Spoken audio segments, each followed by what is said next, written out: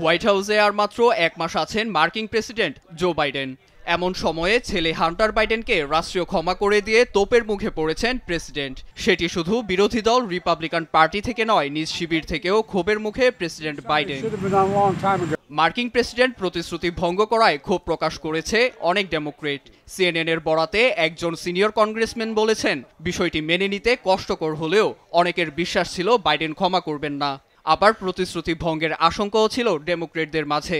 বাবা হিসেবে সিদ্ধান্তটি ঠিক হলেও সরকারের প্রতি বিশ্বাস ভেঙেছে জনগণের, এমনটি মনে করছেন ডেমোক্রেট প্রতিনিধি গ্রেগ ল্যান্ডসম্যান।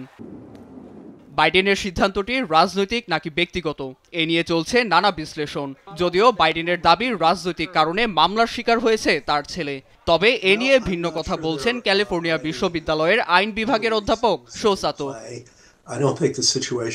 আমি এই সিদ্ধান্তকে রাজনৈতিক নয় বরং ব্যক্তিগত ও আবেগপূর্ণ হিসেবে দেখব। এ কারণে হান্টারের বর্তমান সামাজিক মর্যাদার খুব একটা পরিবর্তন হবে বলে আমি মনে করি না। বাইডেনের আবেগপূর্ণ সিদ্ধান্তকে ঘিরে পরিস্থিতি আরো উত্তপ্ত করার চেষ্টা করছে রিপাবলিকান শিবির। সিদ্ধান্তের ঘোর বিরোধিতা করেছে একাধিক সিনিয়র রিপাবলিকান। বাইডেনের এই সিদ্ধান্তটি আইনের অপব্যবহার হিসেবে আখ্যা দিয়েছেন ডোনাল্ড ট্রাম্প।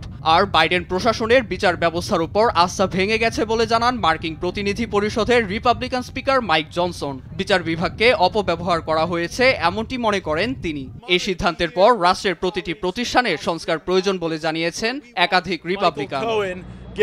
তবে বাইডেন আইনের মধ্যে থেকেই কাজটি করেছে বলে জানান আইন বিভাগের অধ্যাপক শো সাতো।